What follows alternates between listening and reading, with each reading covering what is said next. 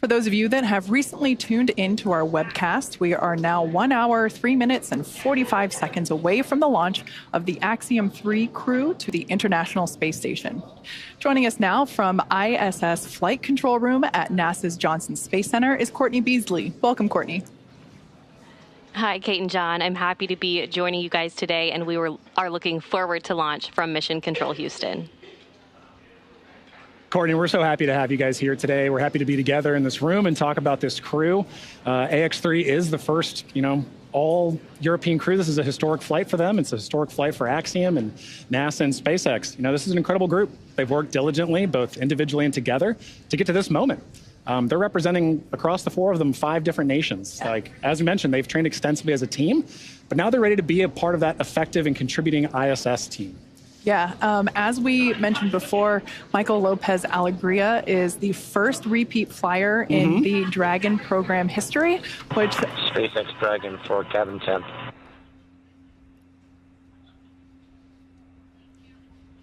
Dragon SpaceX, I think that was for cabin fan. Go ahead.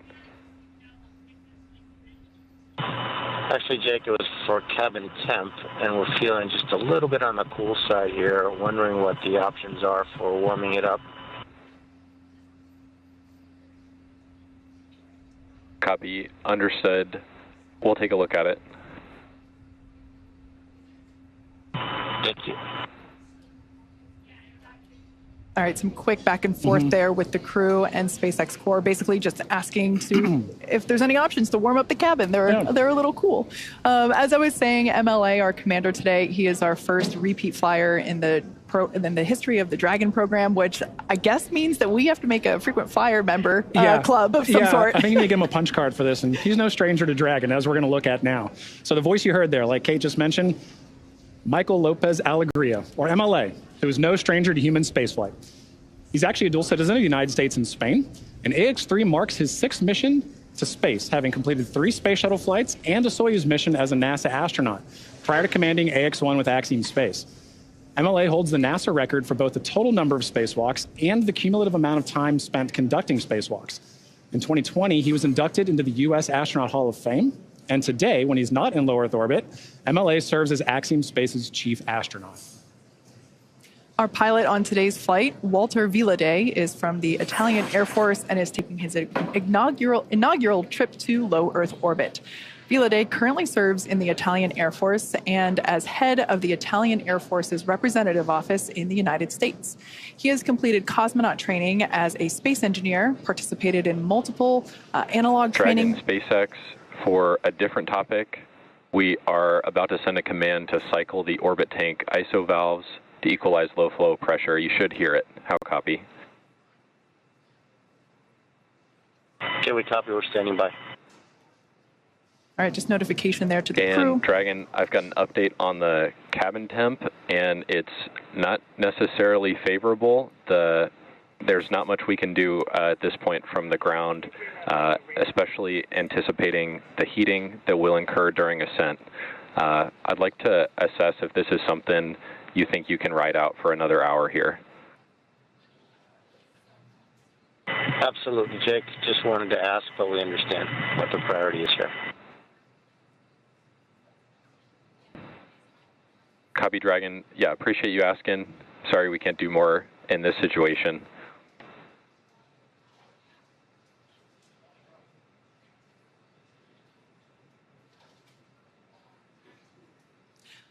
Back to Walter. He has completed cosmonaut training as a space engineer, participated in multiple analog training missions, and flown a variety of aircraft and missions as an active flight engineer in the Italian Air Force. This mission is significant for Italy in that it commemorates the 100th year since the founding of the Italian Air Force. Now, our third crew member for today's mission is Mission Specialist Alper Gezeravcı. Through this mission, Alper becomes the first Turkish astronaut to go to space. With 15 years of experience across a myriad of aircraft for the Turkish Air Force, Gezeravcı got his start in the Air Force Academy in Istanbul, Turkey, and earned a master's degree from the U.S. Air Force Institute of Technology. He then flew as a commercial airline captain for several years before returning to duty in the Turkish Air Force. This mission also marks the 100th anniversary of the founding of the Republic of Turkey. And finally, we have mission specialist Marcus Wandt, a lieutenant colonel in the Swedish Air Force who flew 9 years as a fighter pilot and graduated from the U.S. Navy Test Pilot School at the top of his class. In November of 2022, Marcus was selected by the European Space Agency as an astronaut reserve. However, with this mission, AX-3, he becomes the first project astronaut in ESA's history, a new designation within their ranks. In just a few short hours, he'll be only the second ESA astronaut of Swedish nationality to ever go to the International Space Station, a milestone marked in a year of jubilee as the 500th anniversary of the founding of the country of Sweden. So that is the AX-3 crew. We are now under an hour until liftoff. We're at T-minus 58 minutes and 10 seconds, and they're going to be heading to the International Space Station.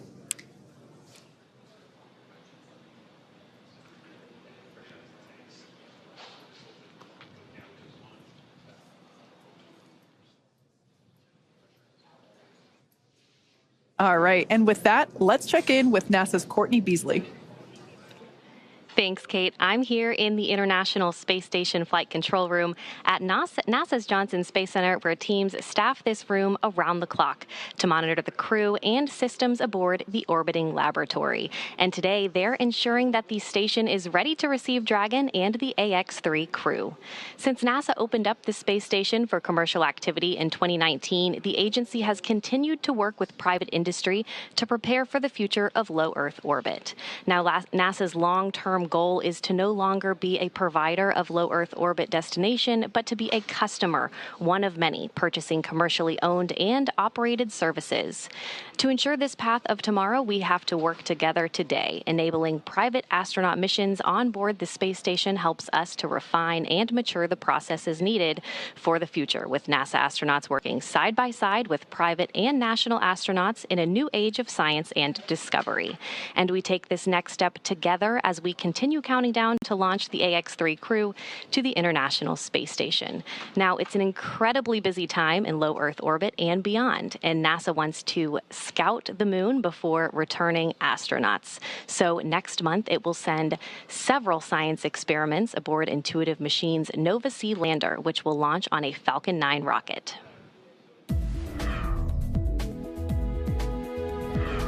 NASA is working with several American companies to deliver science and technology instruments to the moon through CLPS, the agency's Commercial Lunar Payload Services initiative. One of the companies is Intuitive Machines, which developed and built the Nova-C lander.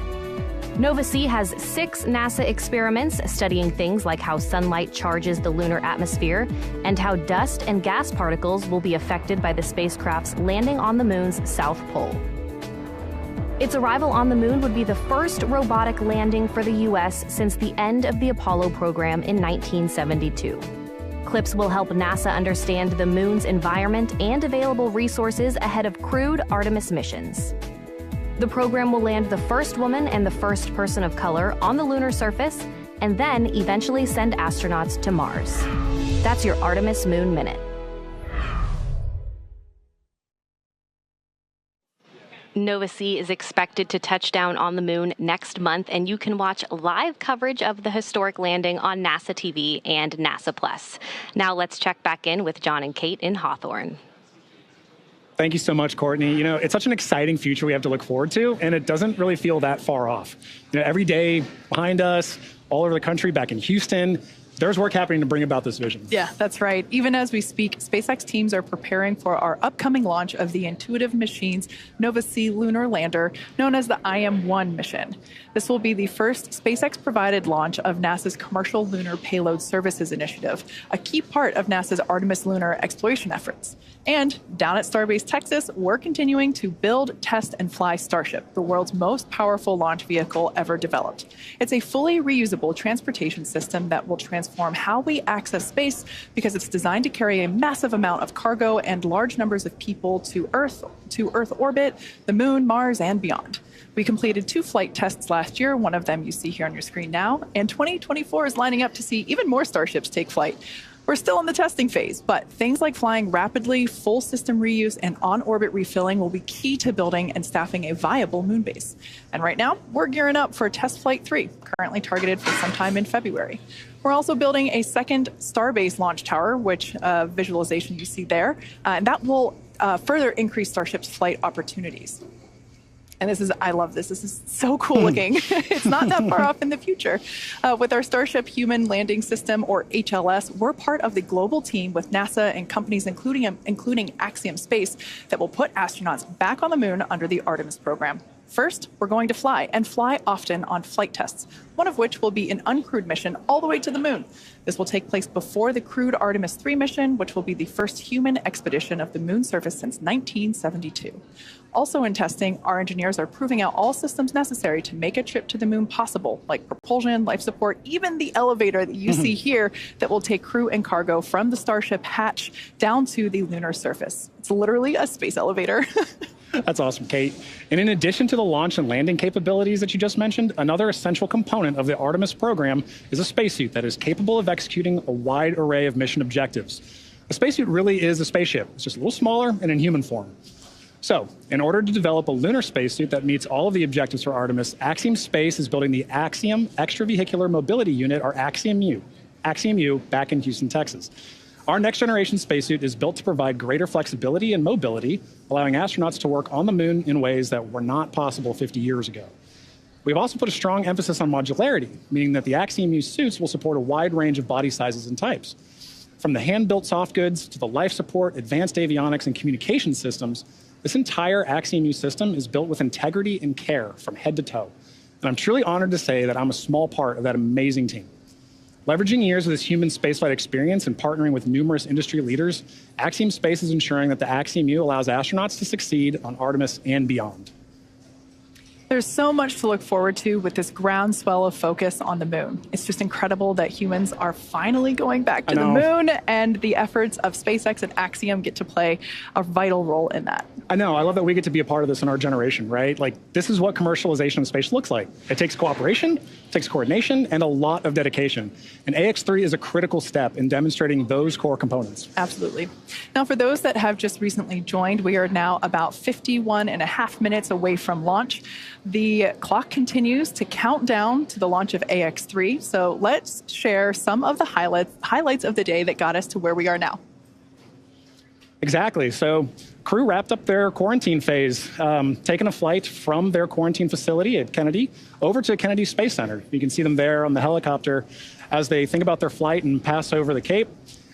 And what I think is really cool about this is they get to see their vehicle from this perspective too as they come in, right? Yeah. And at this point, you know, they're going to touch down, they're thinking about their mission, and then they get to wave to their families.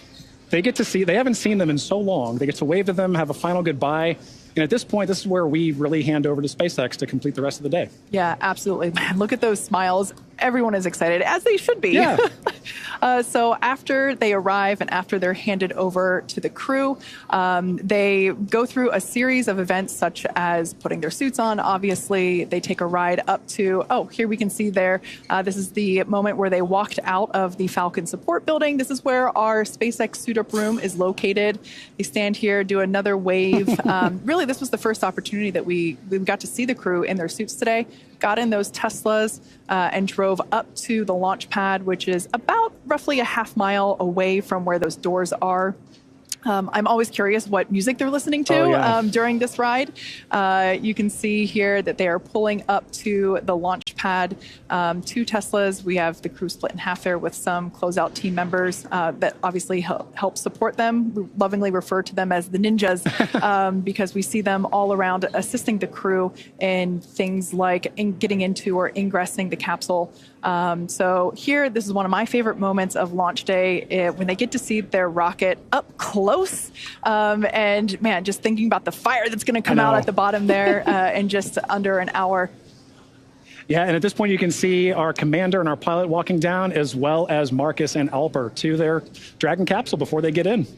Yeah, so at this point in time, that side hatch is closed. We had the post ingress crew briefing, and we heard great news. We heard that the weather is looking good. I think the exact words were weather is great and that everything is healthy. So both Falcon 9 and Dragon vehicles are ready to go to space, just like the crew. Excellent recap, Kate. All right, well, it's important to remember that this crew has not walked this path to flight alone. Earlier today, they waved to their friends and family before suiting up, as we just saw, but that wasn't the first round of cheers that their families had for them. To the whole crew of Axiom Mission number 3, this is the Saab flight test team that would like to wish you a safe and fantastic journey up to the International Space Station. Hello from Turkey. Have a safe space flight. Good luck. Ciao papà, buon viaggio. Siamo con te, amore. Siamo tanto orgogliosi di te, papà. Ti vogliamo bene. Ciao. Greetings, Commander Mike and AX3 crew from your ASTM family here in Philadelphia, Pennsylvania. Your dedication to exploration and discovery inspires us all. Sevgili Alper, iyi yolculuklar.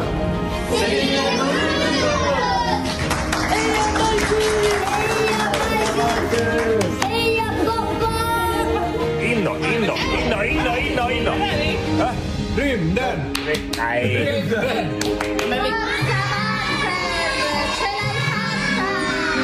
Enjoy every second of it. Make us dream. We're all coming with you. Yolun açık olsun Alper'im. Ed Astra. Que acuérdate de saludarnos desde allá arriba, desde alguna de las ventanitas. Y nada, aquí estaremos esperándote con los brazos abiertos para cuando vuelvas. Un besito. Congratulations, Alper. We're excited for your opportunity to go into space. Have a good and prosperous time there and get back to Earth safely. Ciao, grande bacio. Un abbraccio dalla mia famiglia. Ciao!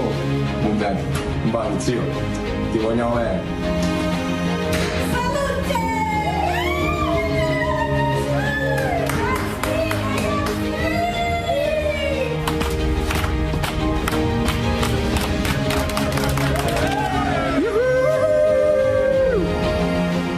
The best of luck and have fun on this life-changing mission.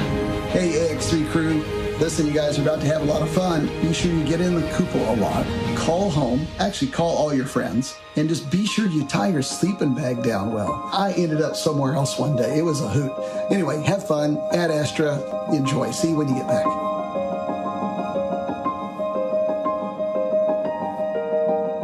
Yeah, those are pretty wise words from John Schaffner there from AX2. Yeah, it's just so fun to see everybody's cheers.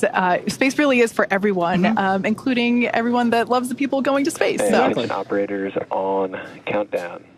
Polling is complete. Both Dragon and Falcon teams have pulled go for launch escape arm, propellant load, and launch. Stand by for abort instructions.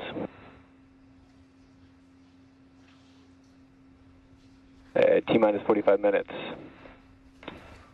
Both control rooms go into lockdown and remain in that state until the launch escape system is disarmed. All operators are to remain at their console and maintain a sterile cockpit until MD confirms successful disarming of the launch escape system following orbit insertion or propellant offload in the event of a scrub. For non-urgent no-go conditions, brief the CE or LD and they will approve aborting the countdown. For urgent issues affecting the safety of the operation, operators shall call hold, hold, hold on the countdown net. Launch control will abort the launch auto sequence immediately and proceed into launch abort.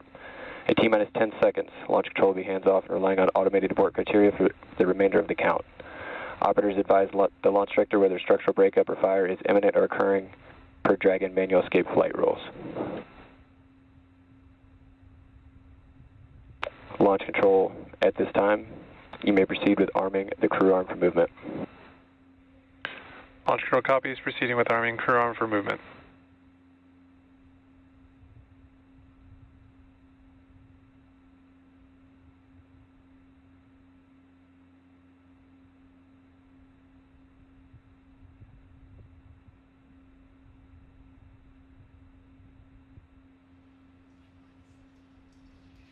Well, there you heard it. We are go to proceed with propellant load in just under 10 minutes. Crew arm retract has started. And we are beginning to retract that crew access arm. Both the Falcon 9 and Dragon are go for launch. Wow, great view of that on your screen right now. And in a moment, we should hear some additional directions from our launch director to the team. Now, of course, the crew is currently on board, again, with that great view of the crew access arm moving away from Dragon. They're at historic Launch Pad 39A. So now the range continues to be go for launch, and we're monitoring the clearance area around the launch pad, as well as air and sea space around the flight corridor. Even though we have been keeping an eye on some possible storm cells near the launch site, the conditions are predicted to be acceptable for launch. Downrange landing zones, if needed for an escape, are also go. Now, the full retraction of that crew access arm is expected to take about 2 minutes and will be followed almost immediately with the arming of the launch escape system. Crew arm retraction is complete. There's confirmation that that's complete. And with that, I'll hand it back to you, Kate.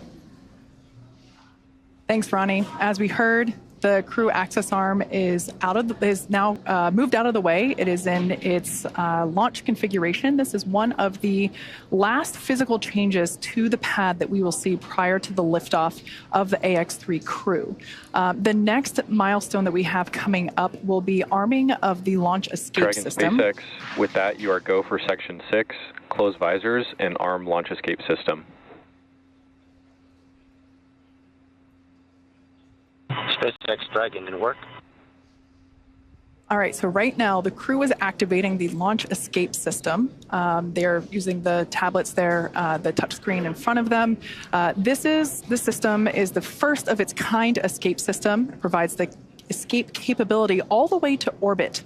It is our SpaceX Dragon visors closed, arming launch escape system. SpaceX copies. We take every measure possible to ensure the crew has options at all times, including an escape in the worst of scenarios. It is our most solemn duty to make sure the crew gets home to their families. And we're here now seeing like we said, the crew is activating the launch escape system. If engaged, it would utilize the Super Draco engines, which are basically extra powerful versions of the Draco engines that Draco uses while on orbit. So generally speaking, we don't want to activate the Super Dracos, but they're there in case if necessary. So launch escape system arming is now underway. But let's talk a little bit about the control rooms that we are operating. Launch escape system is verified armed.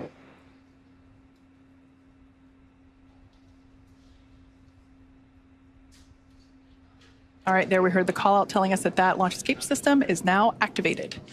So here, this is our mission control center, and here just behind us, actually, at SpaceX headquarters in Hawthorne, California. We also have launch control at Firing Room 4 at Cape Canaveral. That team is responsible for monitoring Falcon 9 throughout the countdown and the launch, whereas here, mission control is responsible for close monitoring of the crew and Dragon every step of the way as the spacecraft orbits the planet along its customized flight path. On console, or on headset, as we say, are a number of key positions who are monitoring the health of the vehicle and the crew. The mission director, call sign MD, as you'll hear out on the nets, that person's responsible for mission success and is in charge of the room. You'll also hear a specific role dedicated to communicating to the AX-3 crew. We've heard from this individual a couple of times already today. This is Jake Vendel today. This is the crew operations and resource engineer, call sign CORE on the nets. The other positions are focused on things like software, propulsion, navigation, avionics, life support systems, and ultimately communications with the ground segments. SpaceX team members will also rotate on and off to ensure that we have 24/7 coverage of crew and Dragon for the entire duration of the mission, all the way through splashdown. So fun fact, we also have a crew supporting the NASA Crew 7 team in an adjacent control room just next door to this one. So yeah, we have 24/7 coverage for all Dragons up at the space station. That's awesome, Kate. And on that note, for Axiom Space, teams in Houston, as you can see there, coordinate mission support at Axiom Mission Control Center, or MCCA, as you can see on your screen. MCCA is an officially certified control center, joining the large network of other control centers, like you just mentioned, Kate, that support ISS from all over the world. From this secure facility, teams have live access to voice, video, data, all of that streaming from the ISS, and can work alongside their NASA counterparts to run on-orbit preparations and monitor every aspect of the mission in real time, 24/7, for the duration of the mission. This room is led by what we call an AXLE, or Axiom Operations Lead. And around the room are also additional supporting flight controller positions that are each responsible for different aspects of mission support. That includes things like research, communications, medical, integration and stowage, and timeline operations. This is a significant step in our journey to expand access to low Earth orbit, as it is only the 12th ground segment partner for the ISS program. And through this facility, we are providing our customers and the global community a front row seat to the work being done on station. Yeah, as you can tell by the names like core and axle, these are really important roles, and everything else kind of flows around them as the center point in those leading those operations, whether it's on the Axiom side or the SpaceX side. So as we await our T0 in just under 39 minutes from now, the ground operations teams are doing a series of system checks to make sure both the Dragon and Falcon are ready for launch. Let's take a look at what the ascent portion of today's mission will look like.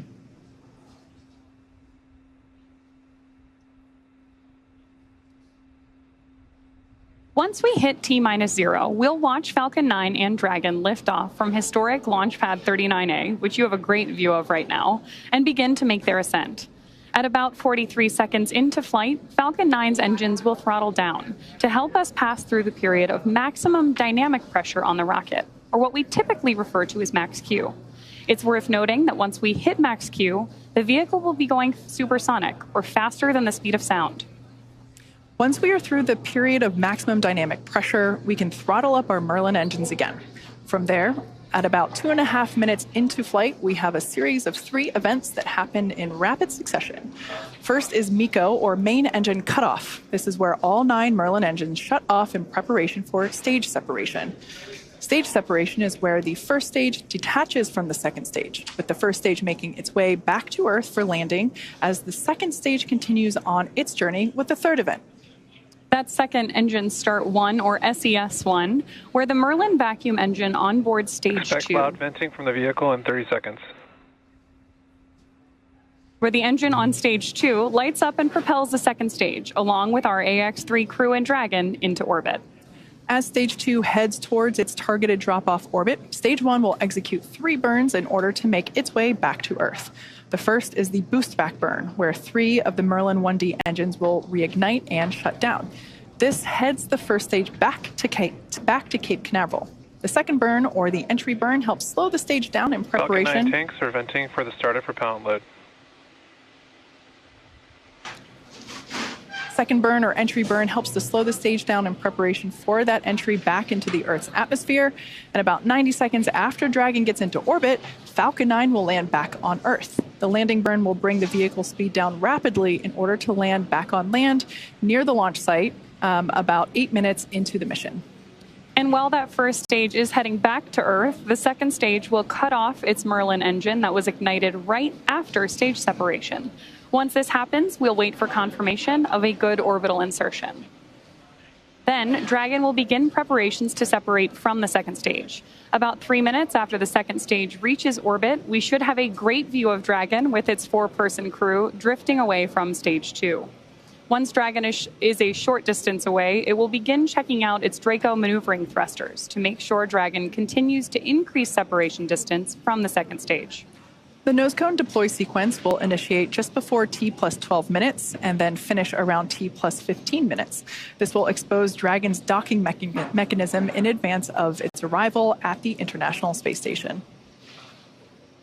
For us, these Dragon missions are important for safely flying astronauts so they can conduct scientific research and other activities in space, but also because they are laying the foundation for the future where more people from more countries all around the world will have an opportunity to travel to space, whether it's low Earth orbit, the moon, Mars, or beyond.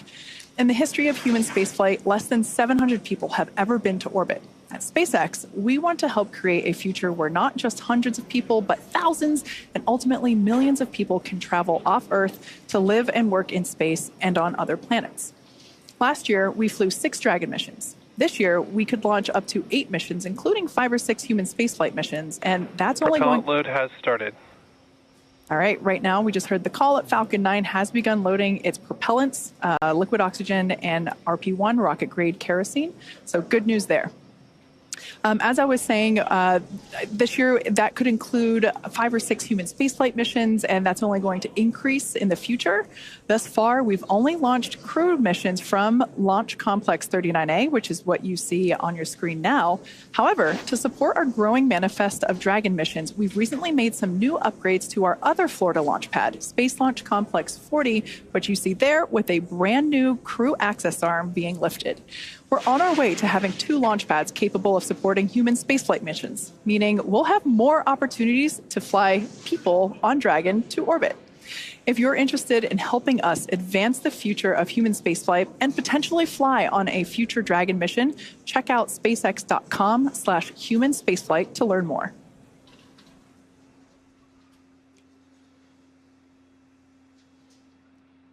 All right, so let's talk a little bit about the training that the crew has gone through in order to be ready for this mission. Altogether, the Axiom 3 mission crew spent about 35 days training inside Dragon, and crew members individually received additional training specific to their role, learning SpaceX protocols, ISS systems, and preparing for the science and outreach activities that they'll be conducting while in space. Private astronaut training is rigorous. To prepare the AX-3 crew for their mission, our teams here at SpaceX have spent the last several months teaching the crew about orbital mechanics, how to live in microgravity, and running simulations of full missions from inside our Dragon training capsules. The training program includes nearly 100 different lessons covering all aspects of flight. And if you're thinking it's kind of hard to tell what's the true training and what's the real capsule, that's true, because they're pretty much identical, and that's the point. The team also spent time at the launch pad, in the suit-up room, and working through emergency procedures that would be necessary in the unlikely event of a pad abort scenario. So let's take a further look at this crew in action. Exactly. The crew spent extensive amounts of training time in historic Building 9 at the Johnson Space Center, learning from certified instructors on all critical systems necessary to ensure a successful stay aboard the orbiting laboratory. The team even prepared for unlikely emergencies, like you mentioned, Kate, and learned how to provide first aid in a microgravity environment. Additionally, they learned how to prepare food and make selections for their meals, as well as learning other mission control positions and how mission control operates to better ensure that mission success during their flight. They also had a chance to familiarize themselves with the gear that will enable them to document their trip, their research, and help them connect with those back on Earth during their outreach events. ESA and JAXA also played a critical role in crew's training. Each module on orbit has its own nuances, so gaining insight into the specialties of their racks and modules is necessary, especially for this mission. Extensive training on station navigation, on-orbit familiarization, emergency response, and repetition of walking through processes and procedures all help the crew maximize every second that they have during their flight. Simulating science research, operations, and even discussing how to sleep in space are all necessary lessons on the path to mission readiness. Now, the National Outdoor Leadership School, or NOLS, provides very unique Earth-based experience for many astronauts before they fly. This is really a bonding experience for the crew. It can't be overstated how much teamwork factors into every aspect of their flight together, and this training in particular aims to thoroughly establish that. They also focus on survival skills, resilience, leadership, equally as important as followership, and overall teamwork to ensure they really are more than just passengers on the same rocket. The camping and outdoor adventure provides a solid foundation for the team to build on throughout their training. NOLS was definitely a highlight of this crew's preparation and training, and you can hear it in their voices and see it on their faces when they talk about their bond with each other. Now, you can't truly experience flying into space until you fly into space. But some really unique tools have been developed to provide the closest experience possible. An altitude chamber can challenge the body with oxygen deprivation in a controlled and safe manner, while Stage 1 cryo-helium load has started. While human-sized centrifuges send the crew members for a spin to simulate the G-forces that they'll experience on launch and re-entry. It can be a bit nauseating, but it does help the crew know exactly what to expect on launch day. Now, at the end of it all, a mission patch is celebrated, and it is hung in a tradition since the earliest days of spaceflight. So fittingly, as AX-3 heads to the International Space Station, the crew had the chance to be present for the patch-hanging ceremony of their mission patch in Building 9 on that module in Johnson Space Center. Spaceflight is a serious business, but moments of levity and celebration like this help everyone pause and reflect on the incredible accomplishments being achieved every day. No matter how many patches join a canvas like this one, each one is incredibly special because of the people who make it possible. The crew and those here on Earth supporting each mission. So now for more on each crew member's portfolio, we're going to send you out to the Kennedy Space Center with Sonia Gavankar-McKay, the Axiom Space Director of Digital Strategy, who is joined by Axiom's Chief Scientist, Dr. Lucy Lowe. Building on the success from AX1 and 2, now 3 has over 30 experiments, and some of them returning customers.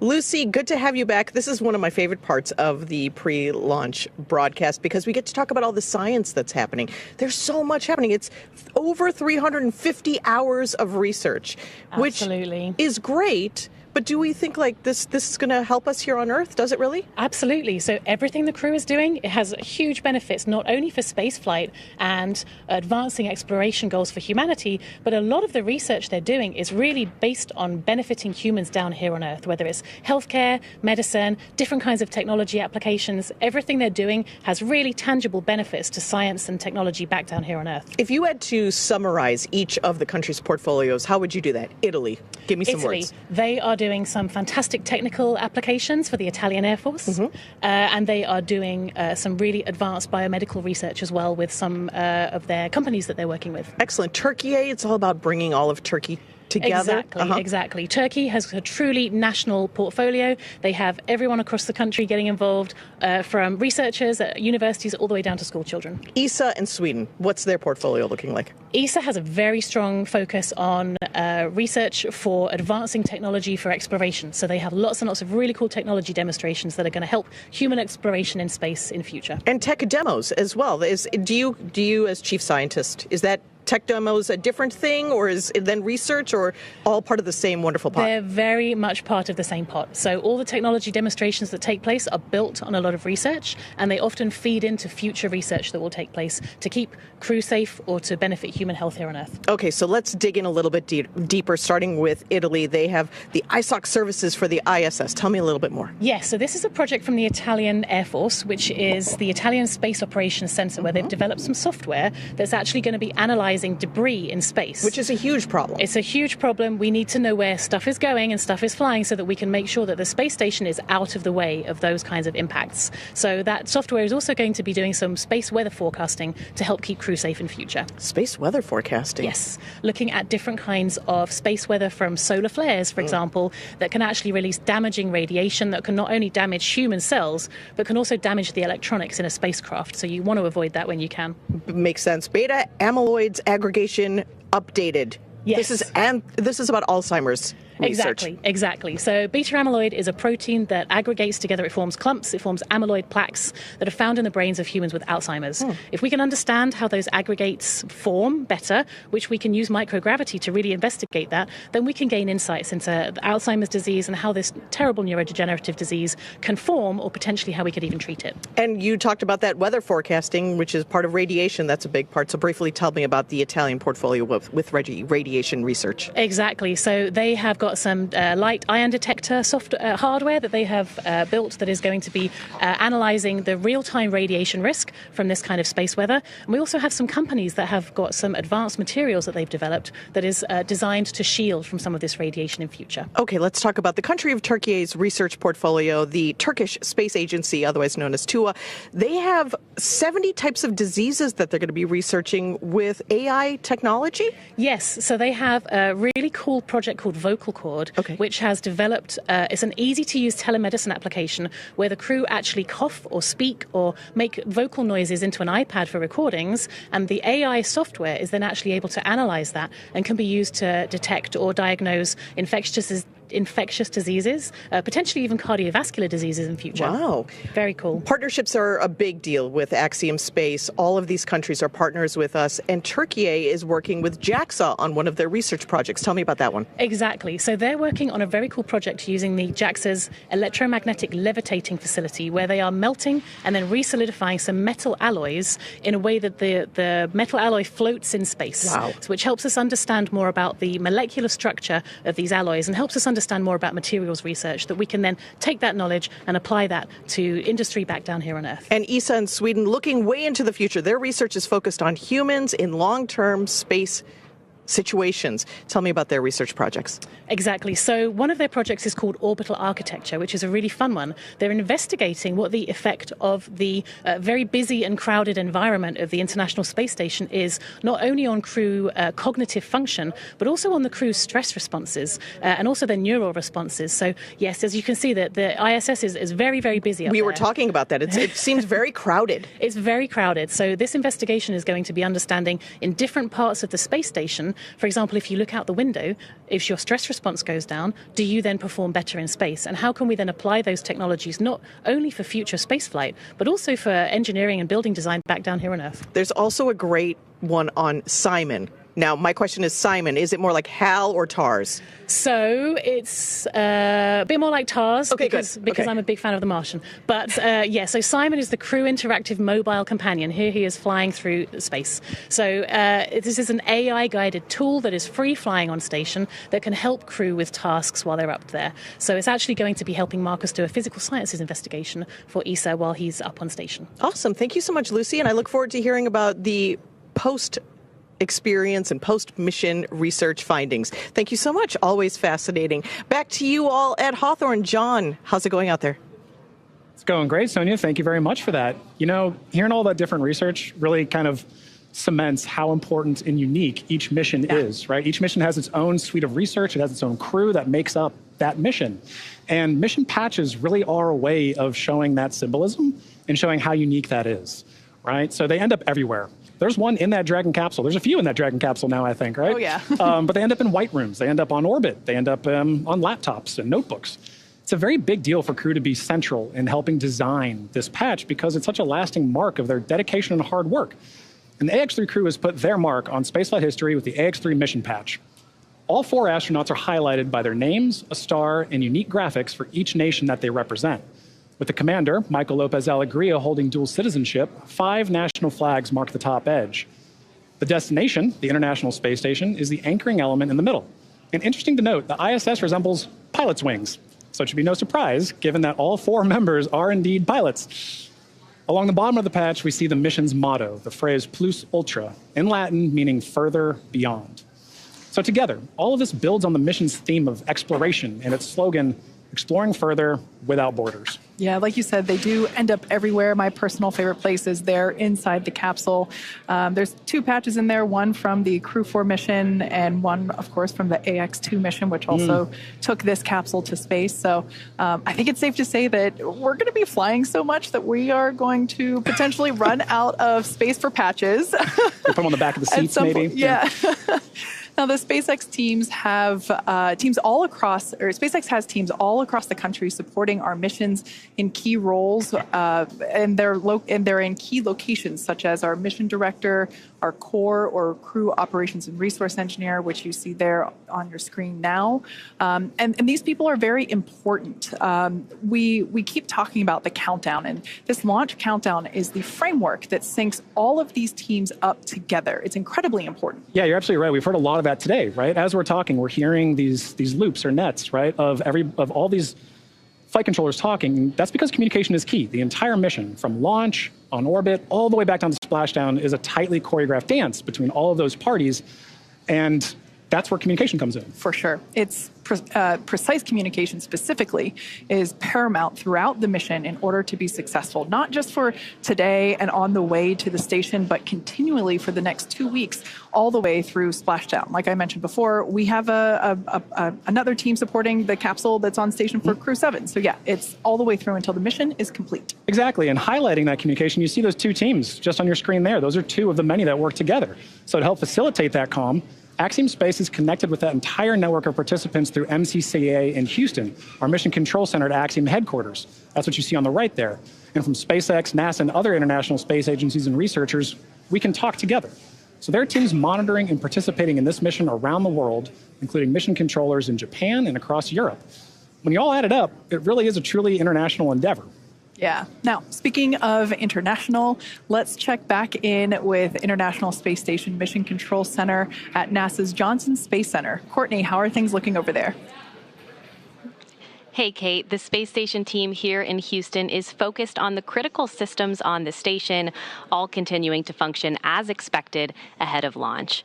The teams have verified the command path from the ground up through our constellation of communication satellites to the station, and everything is looking good, and the station will be ready to receive Dragon Saturday morning. Now, once the AX-3 crew arrives at the station, there will officially be 7 nations aboard the station. They will be greeted by the Expedition 70 crew, NASA astronauts Andy Mogensen, Jasmine McBelly, and Laurel O'Hara, Roscosmos cosmonauts Konstantin Borisov, Oleg Kononenko, and Nikolai Chub, and JAXA astronaut Satoshi Furukawa. And once Dragon is fully docked to the station, the team here in Houston will assist the Axiom Space and Space Station astronauts with leak checks as they work to open hatches on both the Dragon side and inside the station's pressurized mating adapter. We expect hatch opening to take place approximately 2 hours after docking.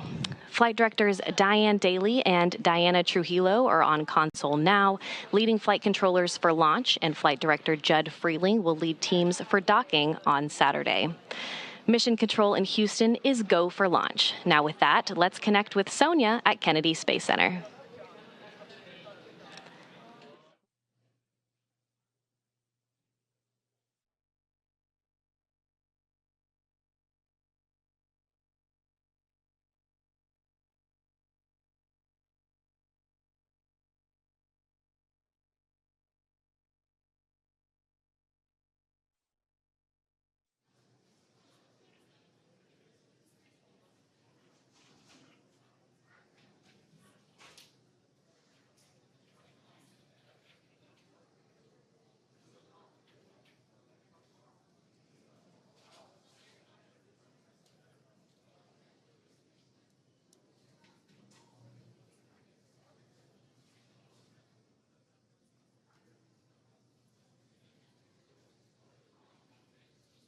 All right, for those of you that have recently tuned in, we are now within 20 minutes until the launch of AX-3 to the International Space Station. Officially, T-minus 18 minutes on the dot.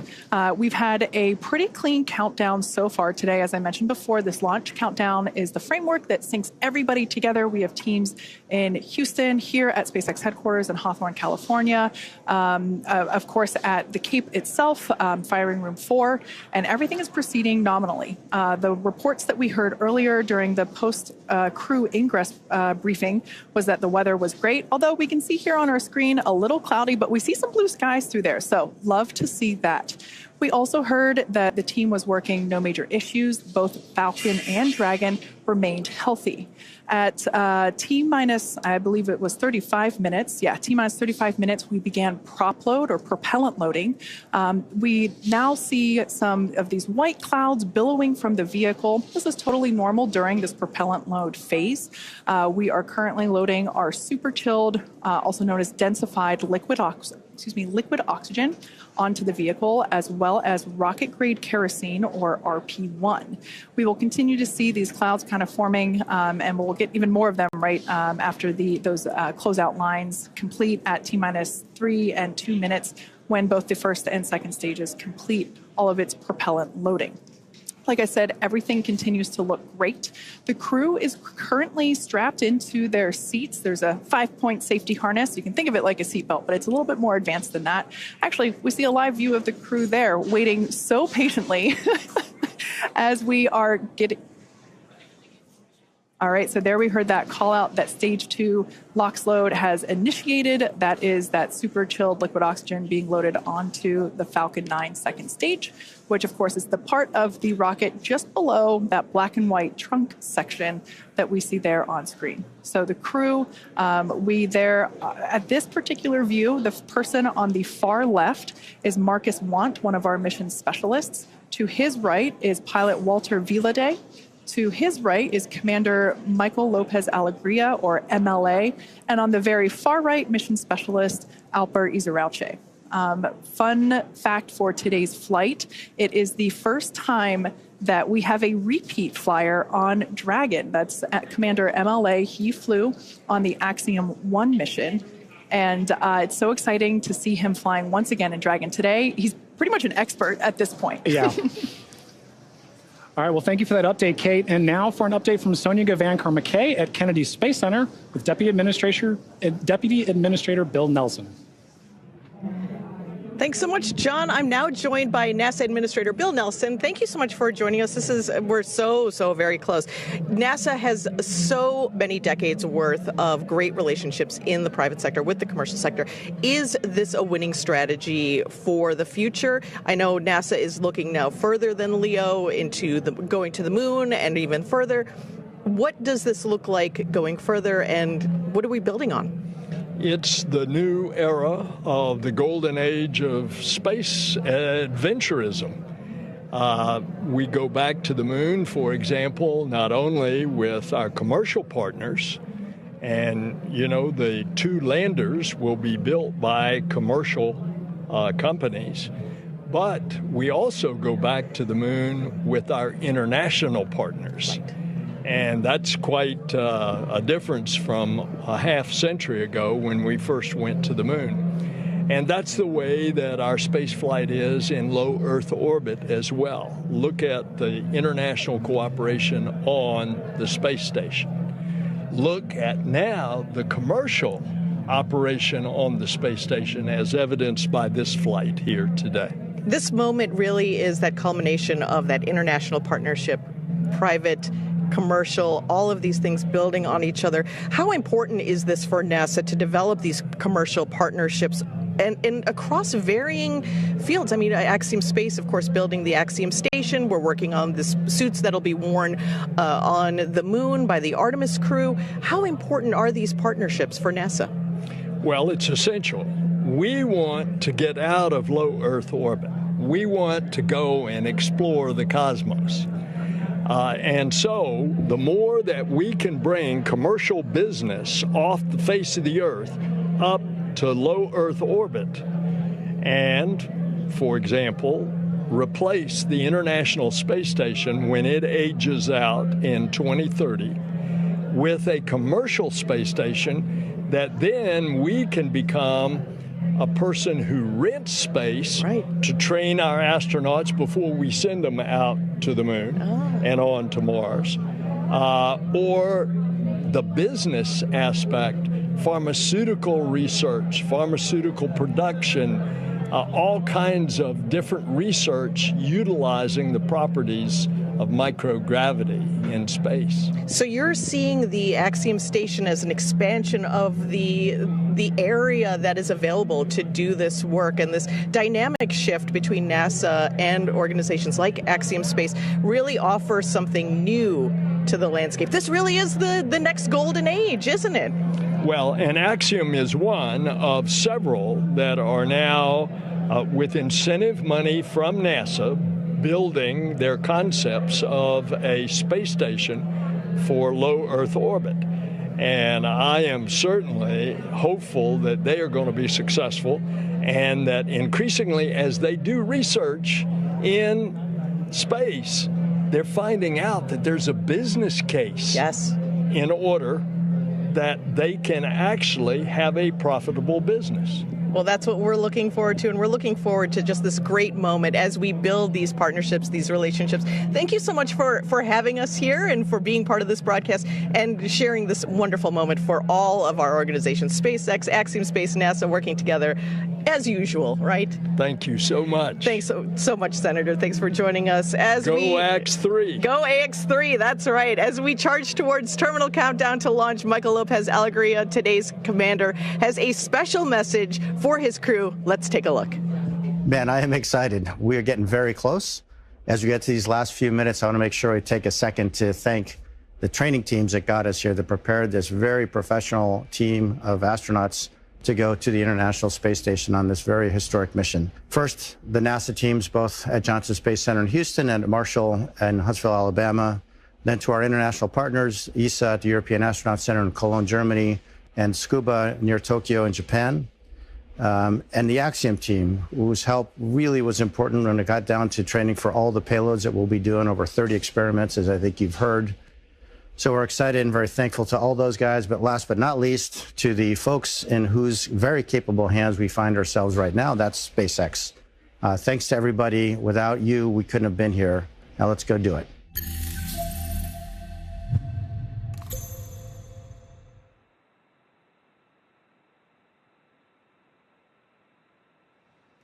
Great view of our AX-3 crew there, strapped in and ready for liftoff just over 10 minutes from now. Dragon SpaceX, confirmed crew displays are configured for launch.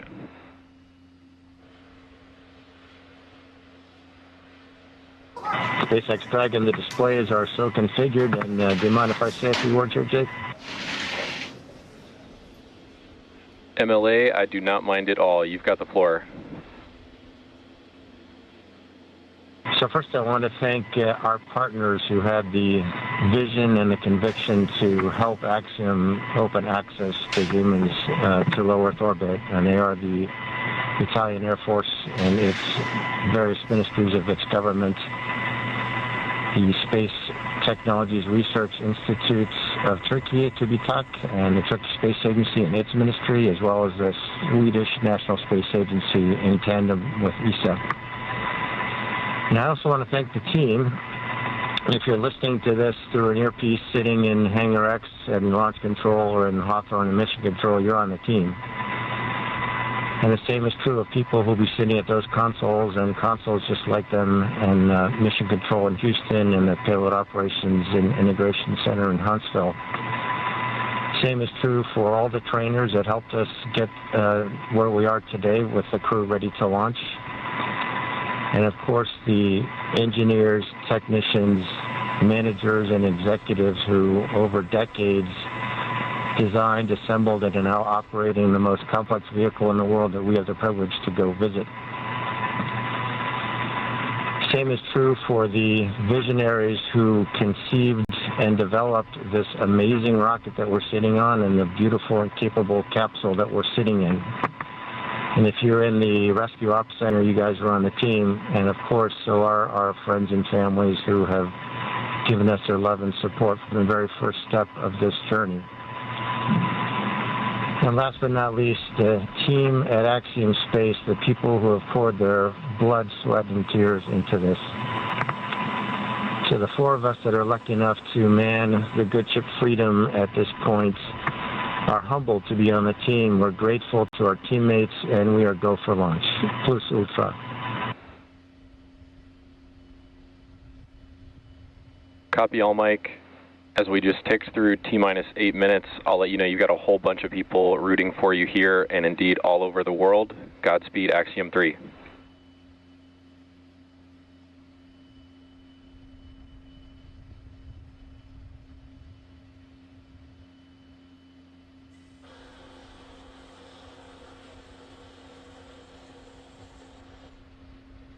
Some really nice words there coming to us from Commander Michael López-Alegría.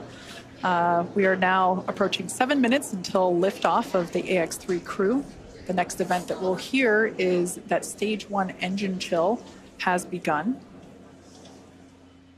Engine chill has started. And just on time, that call out tells us that we are now flowing a little bit of the super chilled liquid oxygen through the engines, through those turbo pumps to help bring the temperature down of that hardware. This helps us to reduce any chance of thermal shock whenever the full flow of that super chilled liquid oxygen flows into the engines.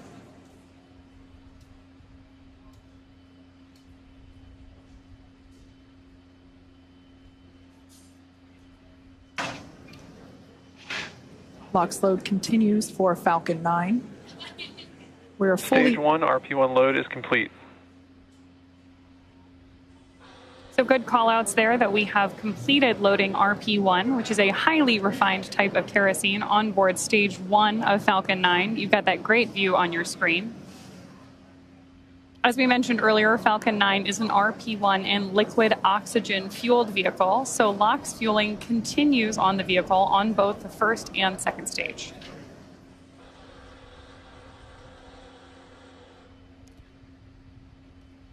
Blue skies there at the launch site. We're launching out of pad 39A at Kennedy Space Center.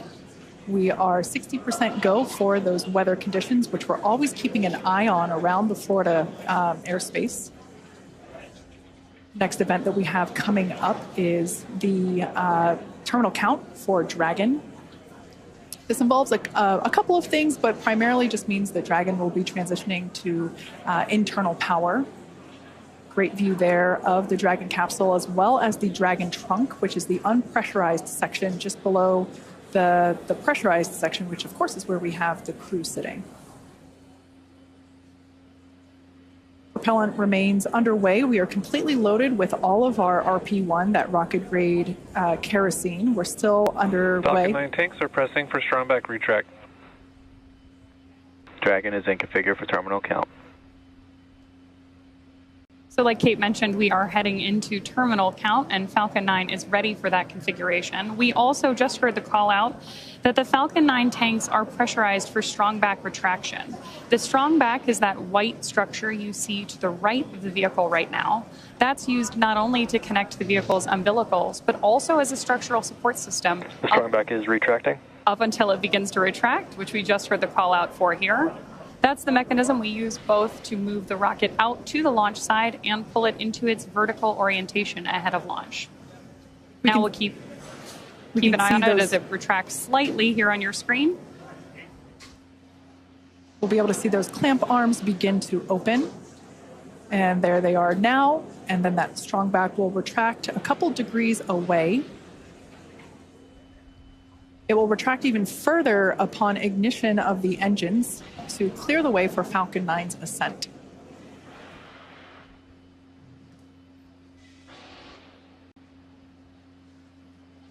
As I mentioned before, RP-1 is completely loaded onto the vehicle. We're still loading liquid oxygen onto the first and second stage. And obviously some happy cheers as the crowd is growing outside of Mission Control Hawthorne, as you see there on your screen. It's always awesome to have an astronaut launch, but especially one during the day.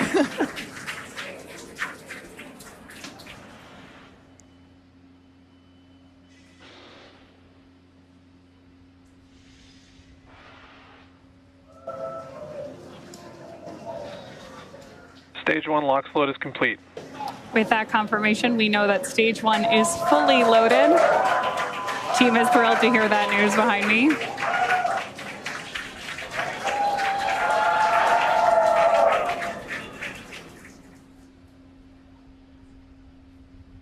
At liftoff, Stage 1 combined between that RP-1. Dragon is in terminal count and is on internal power. There is confirmation that Dragon is on internal power and headed into the final minutes of our countdown.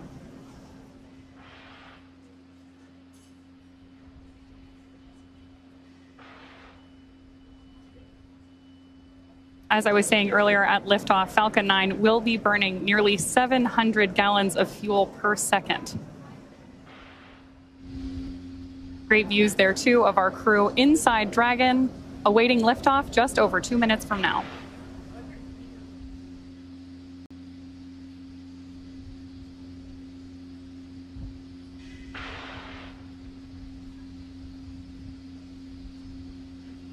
We're now standing by for completion of LOX load on the second stage. Just topping off. And there's that call out. And more cheers from our crowd here at Hawthorne, California. Dragon is in auto idle. Confirmation there that Dragon is in auto idle. Wow, great view of 39A on your screen right there as we head toward launch. Gas close up and started. Expect loud venting. Call out to our crew there that loud venting is expected.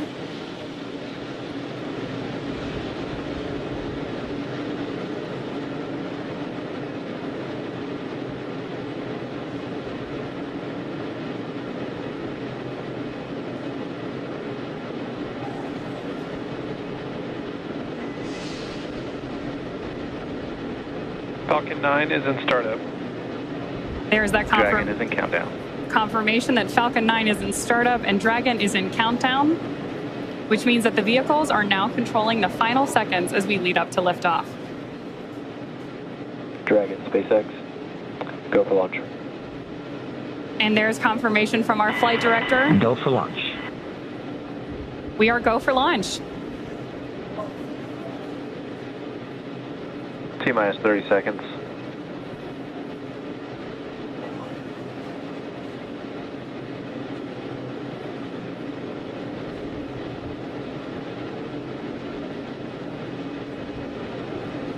mass 15.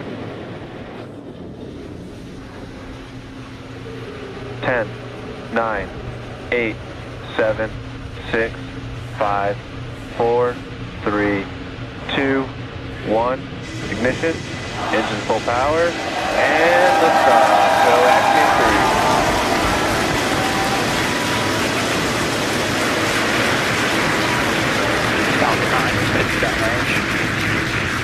Further beyond, opening the door for more to follow. Godspeed, AX3. Stage 1 propulsion is nominal.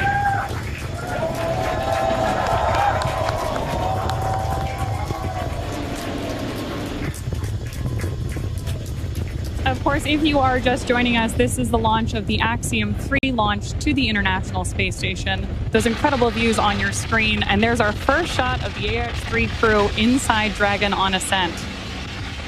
Now, in just a few seconds here, we should hear the call out that Falcon 9... power and telemetry. Stage 1 throttle down. There's that call out that Falcon 9's engines are throttling down to help us pass through the period of maximum dynamic pressure during ascent. Max Q. There's that call out for Max Q. Falcon 9 is supersonic. And that Falcon 9 is going faster than the speed of sound. Now, at this point, we will begin to throttle Falcon 9's engines back up. Stage 1 throttle up. There's that call out for mission control as well, as our AX3 crew continues on their way to space.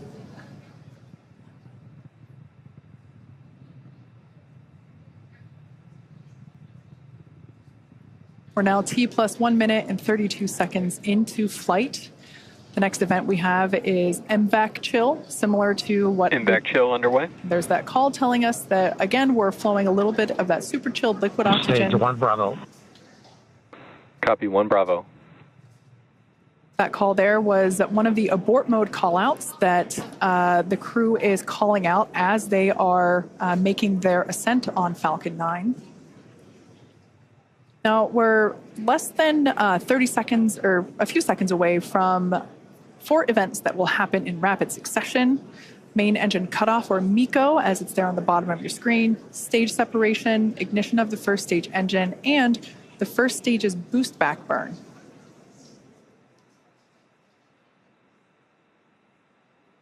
Stage 1 throttle down. That call telling us that the engines are beginning to throttle down. MECO. Stage separation confirmed. SpaceX Dragon 2 Alpha. Some loud cheers here as we can see that the Stage 1 boost back startup. first and second stages have separated. A beautiful view there. The brighter light is the second stage under power of the MVAC engine. That first stage booster is now heading back toward the Florida coast. One thing I love about daylight launches is we're going to get some amazing views. We should be able to see the Space Coast come back into view as the first stage gets closer and closer to landing zone 1.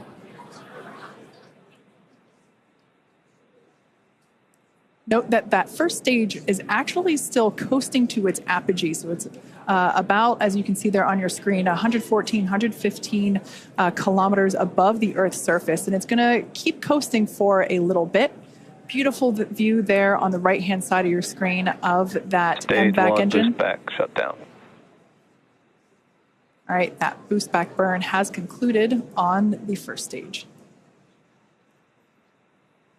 Everything looks nominal with the second stage trajectory. Everything also looking good. Dragon SpaceX trajectory nominal. Everything looking good on the first stage as well as we see those grid fins begin to deploy. SpaceX Dragon loud and clear.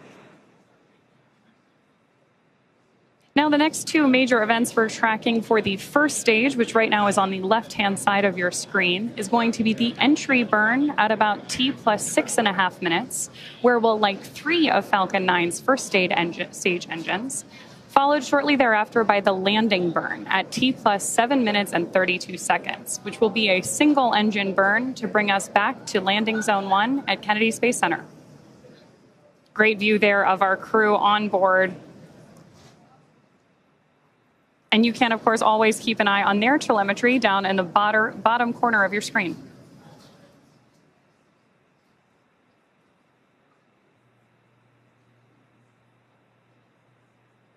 At this point, we should be just about a minute and a half away from that entry burn start. SpaceX trajectory nominal.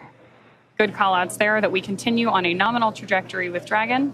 SpaceX Dragon, we copy. And acknowledgement from the crew. These are incredible views on your screen right here. Again, the left-hand side of your screen is stage 1, making its way back to Florida.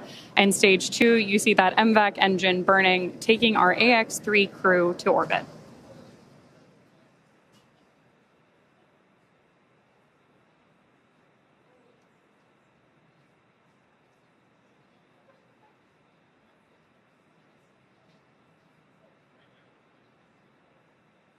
That entry burn we're waiting on here is going to be a relatively quick burn, and what we're doing with our first stage is effectively scrubbing off some of that velocity as we come in for landing.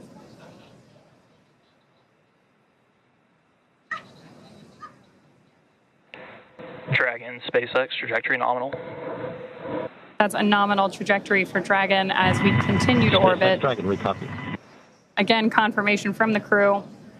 And we are expecting about 2.5 more minutes from that second engine burn.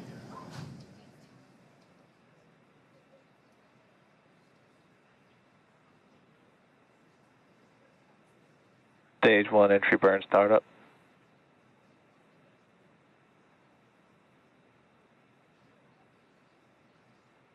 Stage 1 entry burn shutdown.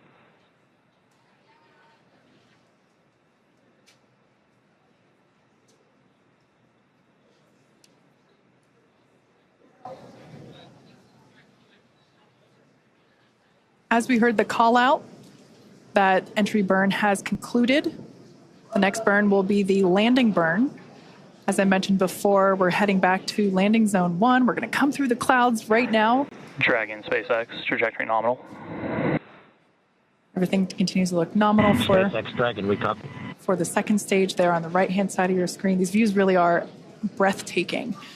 Such clear, crisp views of both the first stage on the left and the second stage on the right. Right through with these clouds should be our first view. Once again, there it is. Just like magic, we see landing zone 1. Crowds cheering here at SpaceX Mission Control Hawthorne as we tune in to see if we stick the landing.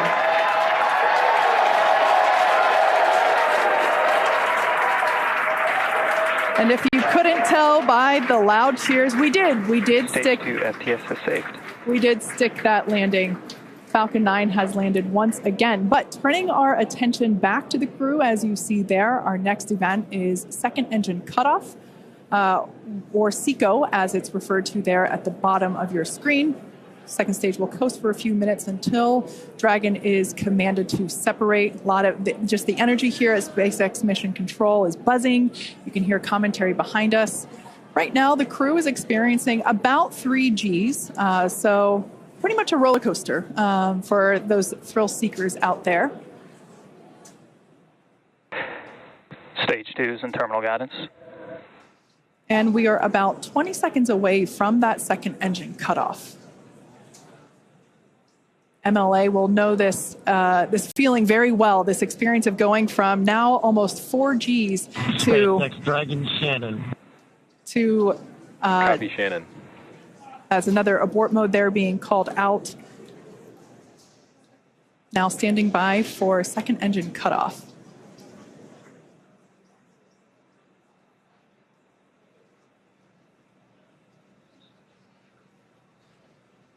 INVEC shutdown.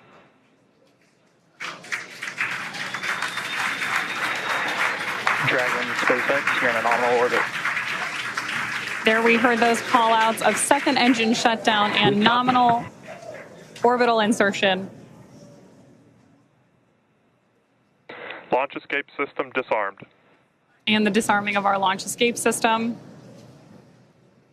That, of course, means that our AX-3 crew is getting their first experience here in microgravity.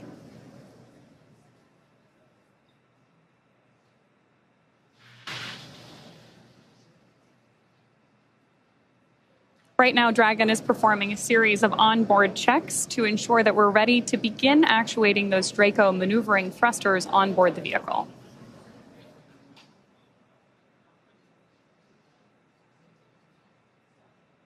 Now, as we prepare for Dragon separation, we should have a great camera view here in just a couple of minutes. Oh, wow, and beautiful views of the Earth and our MVAC engine up there in orbit as well.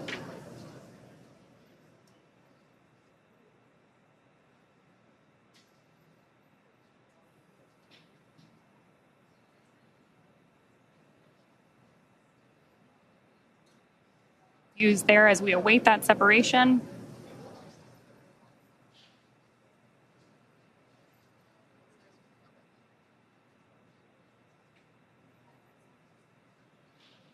Absolutely incredible images that we are getting back from up in space as we await Dragon separation in just about a minute.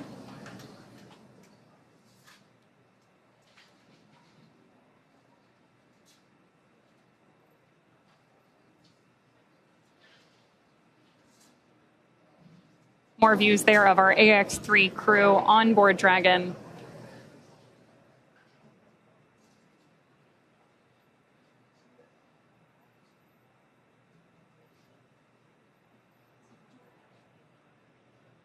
We are now just about 30 seconds away from that anticipated Dragon separation.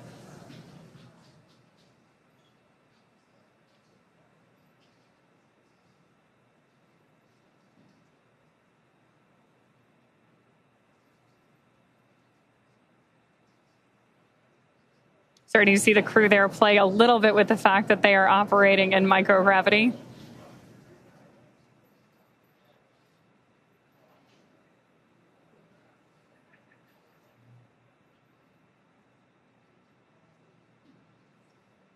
And a great shot of mission control here in our headquarters at Hawthorne, California.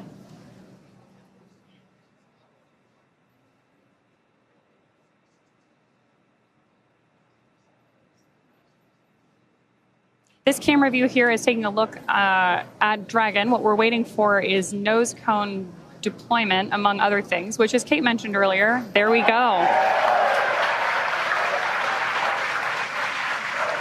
Dragon separation confirmed. As you can see, Dragon has separated from the second stage. A pretty cool view here looking up at the heat shield that will return the AX-3 crew back to Earth in just about 2 weeks. So this is our first view of AX-3 flying free.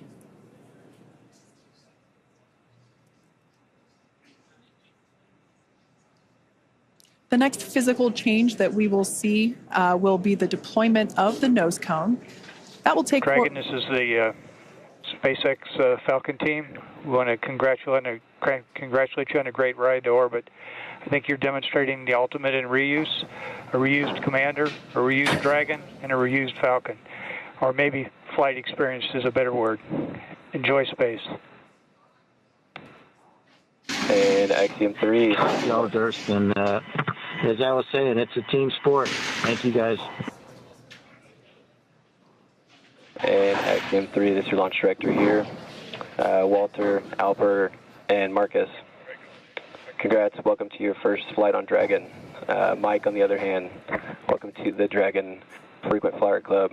I imagine you'll have enough miles to qualify for platinum status after this flight. Godspeed, Axiom 3, cheers. Mark, thanks to you and your team. We're very grateful up here. So some back and forth between the AX-3 crew as well as AX-3 Chief Engineer Bill Gerstenmayer, who, oh, I heard the ping. That is our first Quindar tone of AX-3. Fun fact, Bill Gerstenmayer was actually chief engineer on AX-1, which is the mission that MLA was also commander of. So if you want to talk about reuse, we also have some reuse on our side as well. We also heard some nice words from launch director Mark Soltis. So just some really nice communication from both the Falcon team and the Dragon team to the AX-3 crew. And with that, our AX-3 crew is in orbit and on their way to the International Space Station. Obviously, great views of the crew there. And now mission control, again, that's... SpaceX Dragon. Jake, any chance you could encode one of the centerline cameras? We could watch the nose cone.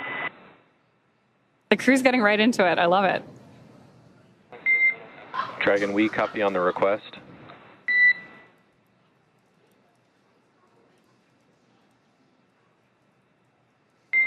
And Dragon, we expect that will automatically happen in the state machine here imminently.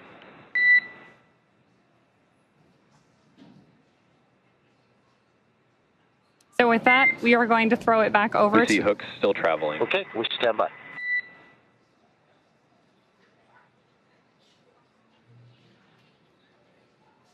Great views there of our crew, again, on their way to the International Space Station. And already getting right down to the business of operating Dragon.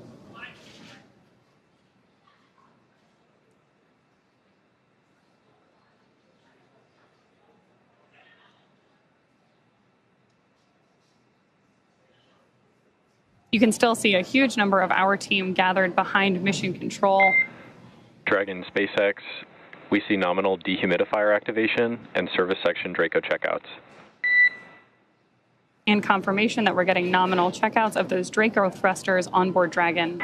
Copy, check. And for your awareness, we have visors open, crew are well, feeling well. Copy, great news.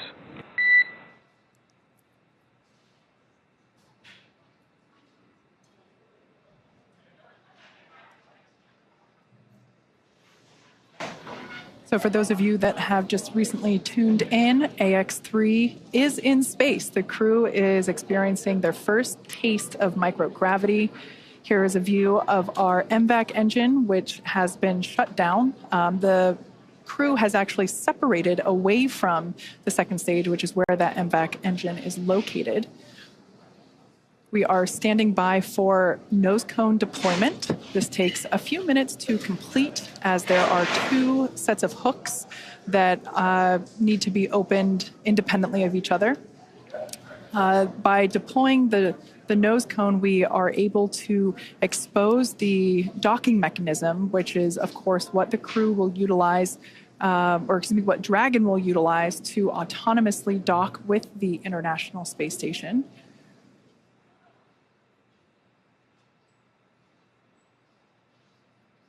Overall, it was a pretty smooth flight all the way through countdown to liftoff. We're now approaching 17 and a half minutes into flight.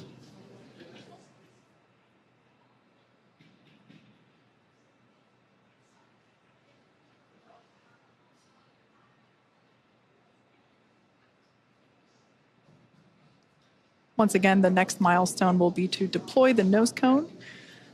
This is basically the last physical change that Dragon will undergo in order to begin its journey. Well, not really begin, it's already on the way, but in order to be ready for its approach to the International Space Station.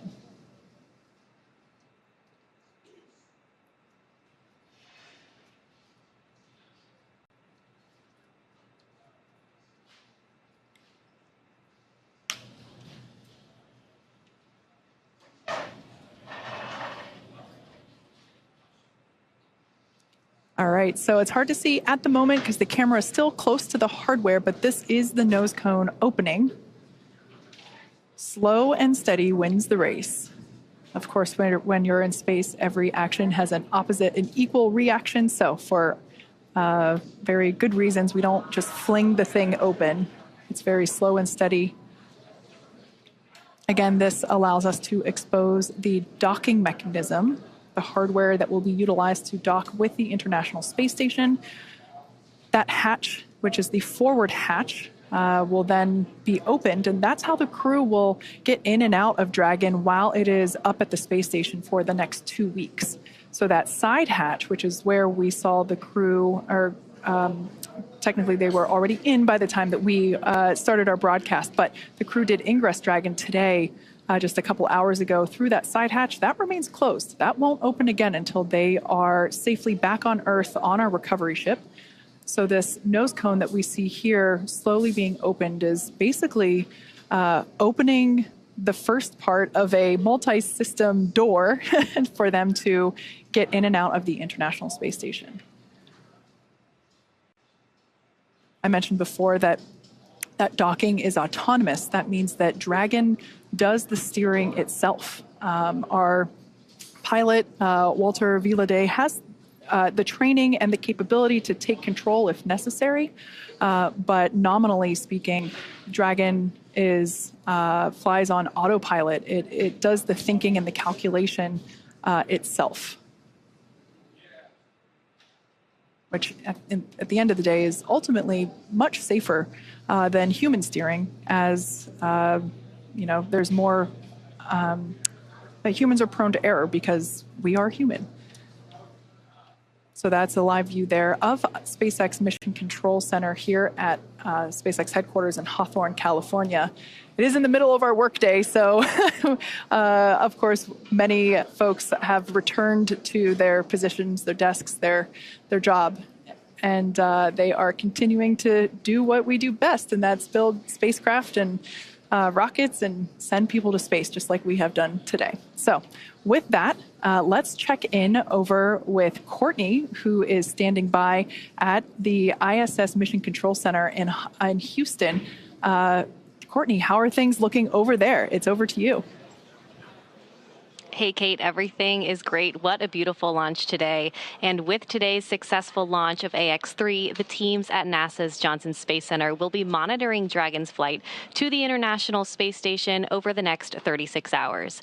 NASA's role in this journey really kicks in at a period called Integrated Operations, where Dragon is much closer to the station. At this point, NASA, SpaceX, and Axiom Space teams are all in lockstep to get the crew safely docked. The teams here are preparing for a docking of AX-3 to the station on Saturday morning.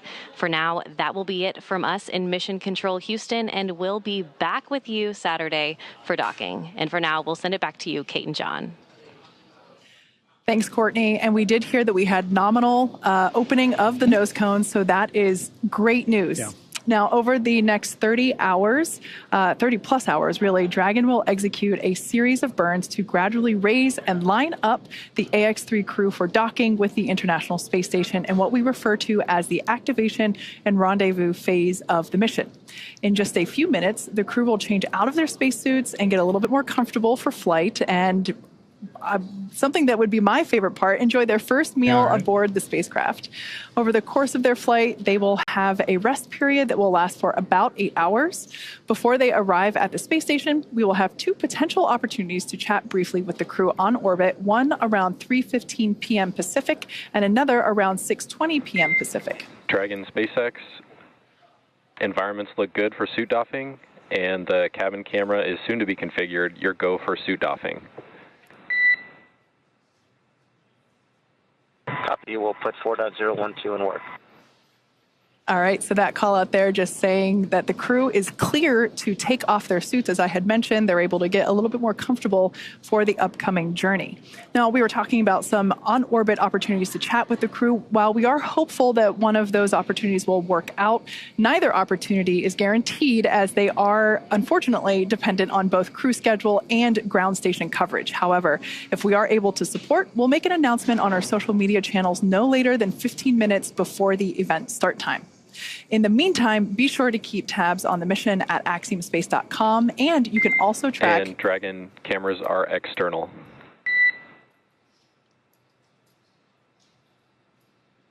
You can also track Dragon's flight on spacex.com/launches.